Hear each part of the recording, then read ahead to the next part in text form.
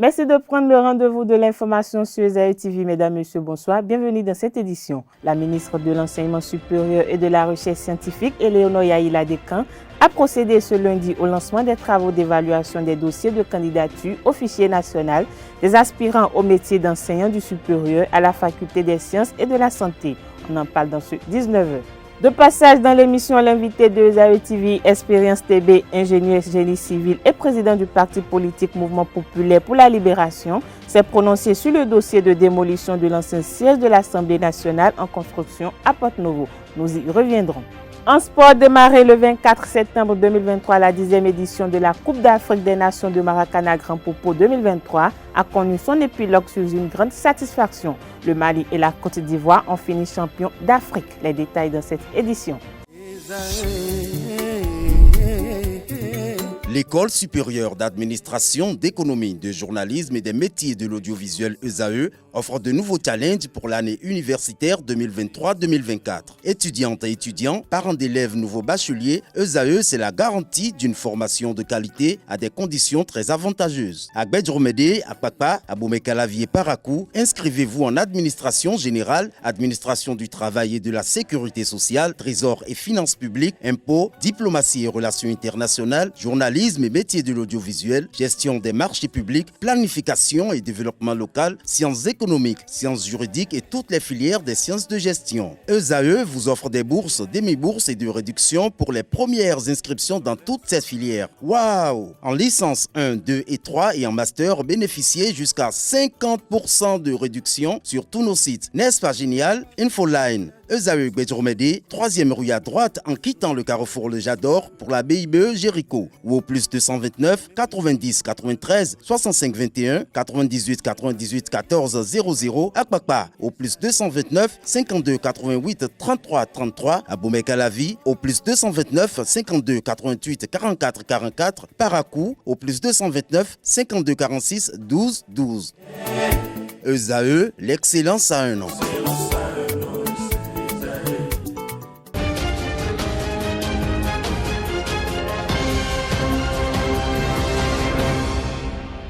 Bonsoir, c'est ouvert ce lundi les travaux d'évaluation des dossiers de candidature au fichier national des aspirants au métier d'enseignant du supérieur à la Faculté des sciences et de la santé FSS de Cotonou. Le professeur Eleonore Yaïla Adekan, ministre de l'Enseignement supérieur et de la Recherche scientifique, a procédé en personne au lancement officiel de cet atelier de 6 jours. Le reportage avec Setondelarios Adjagbeno. Le processus de recrutement de nouveaux enseignants au profit des universités publiques du Bénin entre dans une phase décisive. Je me réjouis ce matin, lundi 2 octobre, de la forte mobilisation des divers acteurs ici présents pour assurer les travaux d'évaluation des dossiers de candidature des inscrits sur la plateforme des aspirants au métier d'enseignant du supérieur. Cela témoigne de l'importance de cette activité en raison de l'opportunité qu'elle offre aux enseignants et aux aspirants au métier d'enseignant du supérieur et de l'impact positif sur la qualité de la formation globalement dans nos universités. Pendant 6 jours, les jurés provenant de l'UAC, de l'UP, de l'UNA et de l'UNESTIM et répartis dans 26 jurys, vont examiner les dossiers de 3453 postulants inscrits dans 680 spécialités. L'étape actuelle, celle qui nous réunit autour de l'évaluation des dossiers de candidature des postulants sur cette plateforme, a pour mission de vérifier l'existence de toutes les informations renseignées par chaque postulant sur la plateforme, vérifier la conformité des pièces demandées, faire un classement par âge des candidats, s'assurer que les spécialités des diplômes soumis sont en adéquation avec les filières de formation des universités choisies par les candidats. Classer les candidats dans les 8 domaines de RESAO et par spécialité selon les références du CAMES. Statuer sur les divers points d'attention relevés par l'équipe technique lors de l'apurement de la base. Cette étape va aboutir à la mise en place de la base de données pour le concours de recrutement. Et dès qu'ils sont recrutés, on ne les appellera plus aspirants. Évidemment, ils ont cessé d'être aspirants, ils deviennent alors des assistants. Et tel que les tests le disent, on les appellera les assistants en situation probatoire. Pour dire quoi? Pour dire qu'ils ne sont pas assistants pour rester stabilisés dans ce statut, ça n'existe plus. Il faut qu'ils évoluent rapidement pour donc grandir dans les grades prévus par le CAMES, à savoir les grades de maître assistant, de maître de conférence, de professeur titulaire et pareil aussi au niveau du corps de recherche. Au cours des travaux, les jurys font être épaulés dans leur mission par une équipe de supervision et un comité technique sous l'œil avisé des représentants du Conseil national de l'éducation CNE et de la délégation au contrôle et à l'éthique. L'esplanade du Palais des Congrès de Cotonou a servi de lancement pour la 7e édition du Salon international de l'immobilier et matériaux modernes, initié par Kehinde Amadou ce lundi 2 octobre 2023. C'était en présence du ministre du Cadre de Vie, José Didier Tonato, des préfets du littoral et de l'Atlantique, respectivement Alain Oronla et Jean-Claude Kodia, ainsi que des partenaires. Le reportage avec Quentin Amoussou, Deogracia Somakou. Passer à la coupure le ministre. Merci, monsieur le ministre, monsieur le préfet. Voilà, c'est fait. Merci, merci. La 7e édition du Salon international de l'immobilier et matériaux modernes S2IM ouvre ses portes au Palais des Congrès de Cotonou. Il s'agit d'un espace de contact entre la population et les professionnels de la construction à travers un programme assez riche.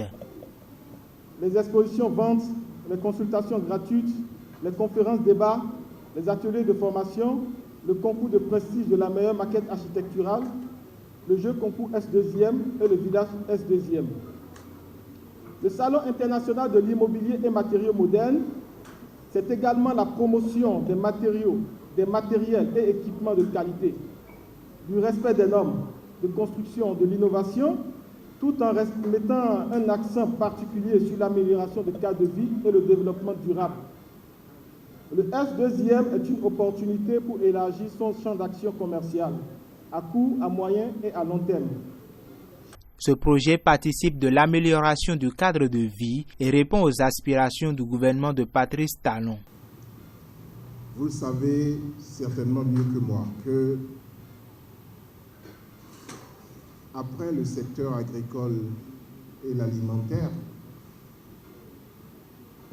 le secteur de la construction et des matériaux vient en deuxième place sur l'échelle des dépenses et d'importance des ménages en général, mais également de tout État. Le préfet l'a dit tout à l'heure, quand le bâtiment va, tout va. Et le président Patrice Talon a démontré que l'épine dorsale, la locomotive du développement, passe sûrement par le développement des infrastructures et fondamentalement les réformes qui permettent leur maintenance en bon état. Je suis ici, comme je l'ai été les années auparavant, depuis 2017 que nous avons commencé l'aventure, pour soutenir ce promoteur infatigable. Je suis ici pour le remercier parce que il a écouté nos conseils, nos recommandations. Tout le monde peut aujourd'hui constater que le salon s'est beaucoup amélioré, est devenu plus agréable, j'allais dire plus efficace. Les préfets du littoral et de l'Atlantique abordent dans le même sens que l'autorité ministérielle. L'édition 2023 a pour sponsor officiel Setele Kessa. Nous sommes heureux et très honorés d'être sponsor de S2IM cette année, la 7e édition.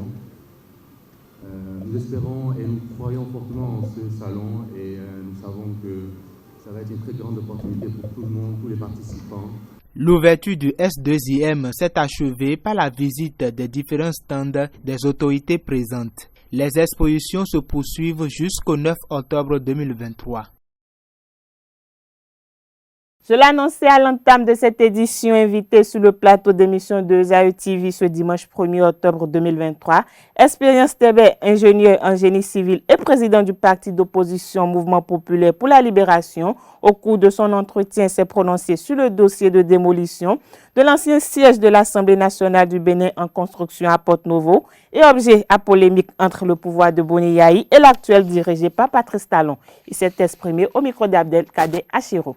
Malheureusement ou heureusement, je vais dire, l'acteur politique que je suis a été un acteur de ce projet à un moment donné de sa phase. Et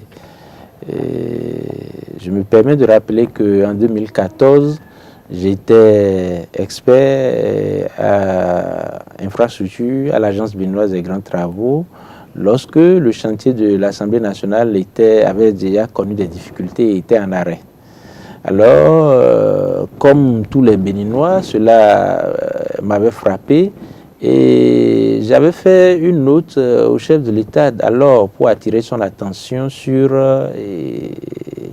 ce chantier qui était une horreur, qui faisait l'actualité, en lui indiquant que... Une horreur pourquoi? Une honte pour tout le peuple, pour tout le peuple béninois, qu'on puisse vouloir construire un siège pour notre assemblée et que les acteurs puissent conduire le projet à une impasse et en arrêt depuis je ne sais combien de temps.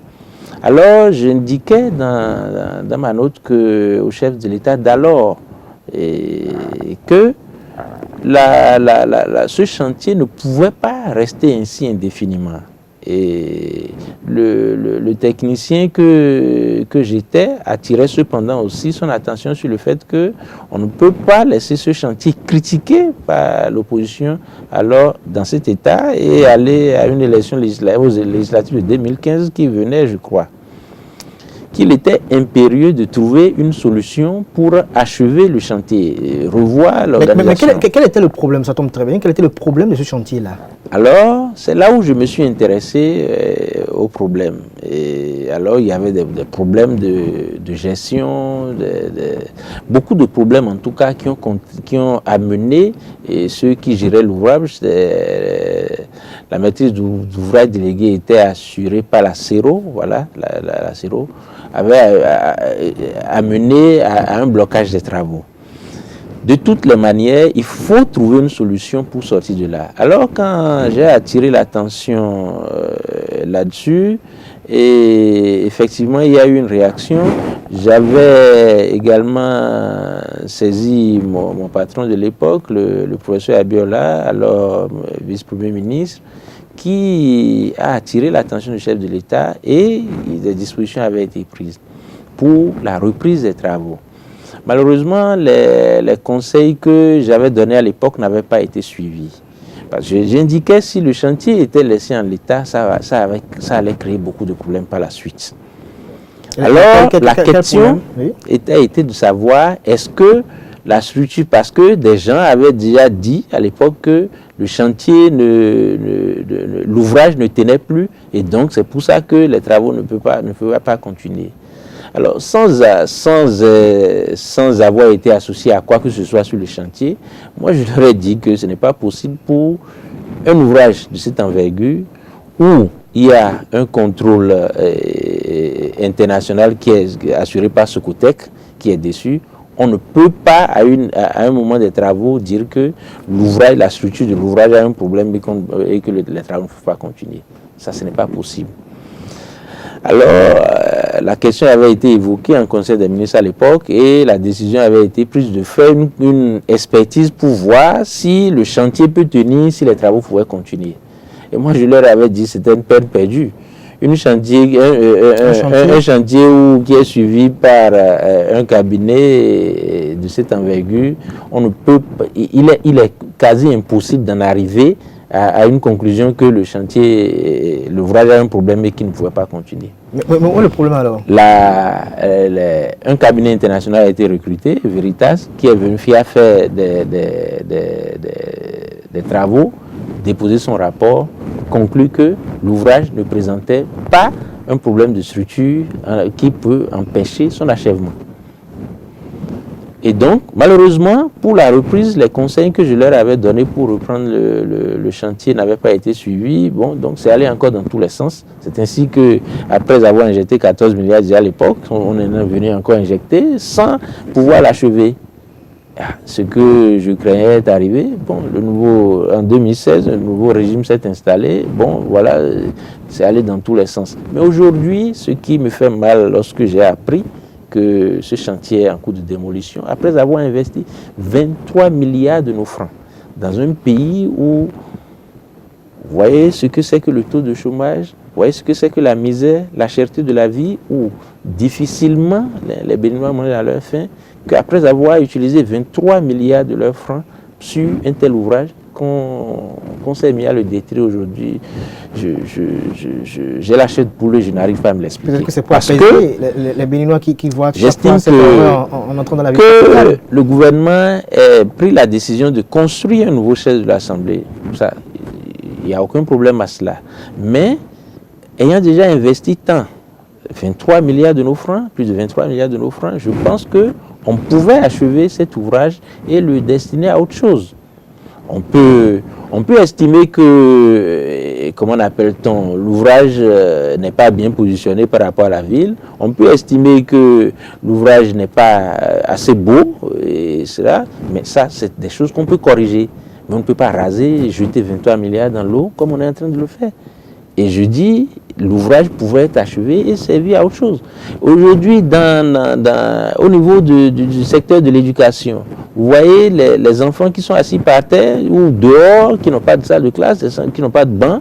Nous, au niveau de notre parti, on essaye de donner des mobiliers chaque année, par-ci, par-là. Les gens nous sollicitent cette année encore, on est sollicité partout parce que les enfants sont assis par terre.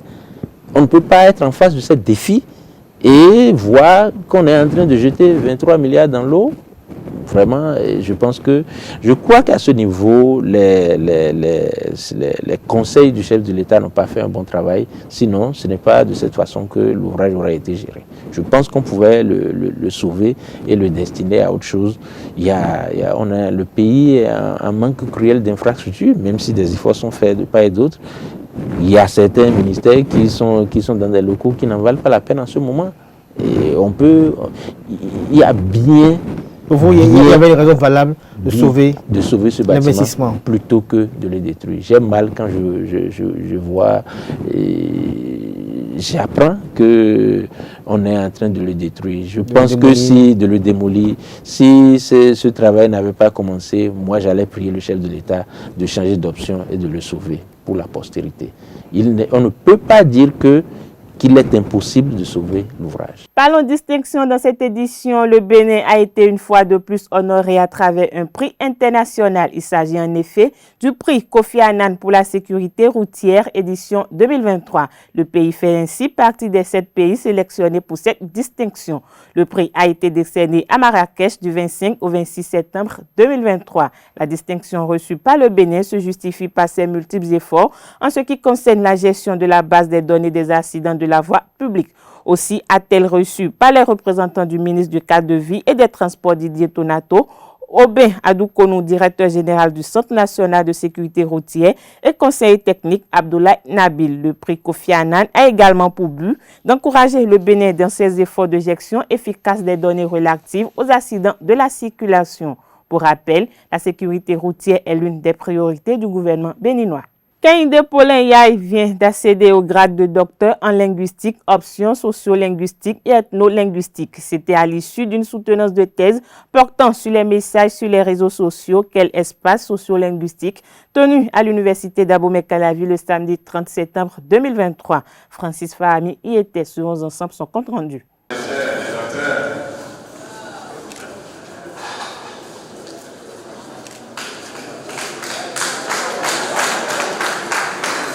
Kehinde Paulin Yaye est désormais docteur en linguistique, options sociolinguistiques et ethnolinguistiques. Il a présenté avec brio les résultats de sa thèse de doctorat portée sur les messages sur les réseaux sociaux, quel espace sociolinguistique. Nous sommes partis du constat que sur les réseaux sociaux se manifeste une hétérogénéité sociolinguistique. Et donc à partir de cela, nous avons analysé ce phénomène en fait très observable sur les réseaux sociaux. Il y en a d'ailleurs plusieurs. Nous pouvons prendre par exemple le phénomène de la violence verbale, de la translittération. Également sur ces réseaux sociaux se manifestent des choix, des représentations, des attitudes à l'égard des langues.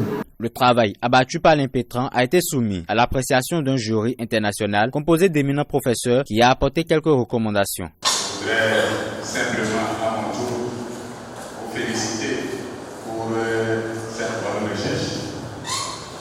J'ai écouté les collègues et tous sont unanimes sur le fait que vous avez maîtrisé la recherche technique. Ça, c'est l'élément fondamental pour une recherche. Cette étude a débouché sur de nouvelles approches de solutions concernant les messages sur les réseaux sociaux au Bénin, quels espaces sociolinguistiques. Il faudra justement que l'État pense à promouvoir les langues nationales en créant bien évidemment des centres d'alphabétisation. Également, il faudrait faire la promotion des claviers numériques à travers donc sur les téléphones portables et également sur les ordinateurs. Aujourd'hui, les perspectives se profitent déjà pour le nouveau docteur. Appliquer justement ce que nous avons appris d'abord à l'université et puis voilà, continuer les recherches, notamment en tenant compte des associations faites par les membres du jury qui nous permettront, ces associations bien évidemment nous permettront justement de continuer nos recherches à travers l'écriture des articles. Le docteur Kehinde Paulin Yahi a défendu les résultats de ses recherches devant un parterre d'aînés, de pères, de parents et d'autorités tels que Eleonore Yahi Ladekan, ministre de l'Enseignement supérieur et de la Recherche scientifique. Cette édition se poursuit hors de nos frontières au Niger après avoir saisi la Cour de justice de la Communauté économique des États de l'Afrique de l'Ouest. Le président déchu Mohamed Bazoum s'est tourné vers le Conseil des droits de l'homme de l'ONU pour espérer obtenir sa libération et le rétablissement de l'ordre constitutionnel au Niger. Selon les informations, Mohamed Bazoum a saisi le groupe de travail sur la détention arbitraire et le Comité des droits de l'homme au sein du Conseil des droits de l'homme de l'ONU. Le 18 septembre dernier, les avocats du président avaient déposé devant la Cour de justice de la Communauté économique des États de l'Afrique de l'Ouest une requête invoquant l'arrestation arbitraire et la violation de la liberté d'aller et venir du président Mohamed Bazoum, détenu au palais présidentiel depuis le coup d'État du 26 juillet 2023. En République démocratique du Congo, la majorité au pouvoir a officiellement désigné son candidat pour l'élection présidentielle de 2023. Félix Tshisekedi a été unanimement plébiscité lors d'une grande manifestation publique à Kinshasa, organisée par l'Union sacrée, la coalition politique qu'il dirige. Félix Tshisekedi élargit davantage ses soutiens et confirme ses intentions pour ce scrutin. Le rapport du Congrès rendu public dimanche soir a confirmé l'engagement de tous les membres de l'Union sacrée à soutenir le candidat désigné avant, pendant et après son éventuelle élection. Parlons toujours élection en Argentine. À 4 semaines du premier tour de l'élection présidentielle, les candidats ont débattu en direct à la télévision pour la première fois ce dimanche 1er octobre 2023. Leurs échanges ont largement porté sur la principale préoccupation des Argentins, l'inflation galopante qui dépasse actuellement les 124% annuels. Au nombre de 5 candidats en tout, mais 3 avec une chance de passer au second tour.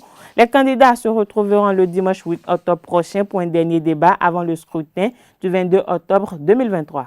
Parlons sport dans cette édition. Après l'organisation des 50e championnats du monde de pétanque à Cotonou, le Bénin a accueilli quelques jours plus tard la 10e édition de la Coupe d'Afrique des Nations de Maracana à Grand Popo. Pays hôte, le Bénin a vite été sorti dans la catégorie Super Senior sur une élimination en quart de finale. Côté senior, les Guépards ont réussi à se procurer la médaille d'argent derrière la Côte d'Ivoire. Au coup de sifflet des 2 finales, s'en est suivi la cérémonie de remise de trophée marquée par la présence effective du ministre des Sports Oswald Omeki. C'est sur cette information sportive que prend fin cette édition. Merci pour votre attention.